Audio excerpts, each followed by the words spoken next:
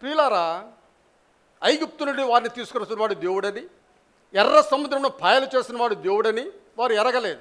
ఒకవేళ ఎరిగినప్పుడు కూడా వెంటనే మర్చిపోతున్నారు. అదే ప్రకారము మనము కూడా దేవుడు అనేకమైన అద్భుతాలు మన జీవితంలో జరిగిస్తూ ఉంటాడు. జరిగించినప్పుడు మనం దేవునికి స్తోత్రం అని చెబుతాం. ఆ తర్వాత కొంతకాలమైన తరువాత అద్భుతాలు మర్చిపోతాం.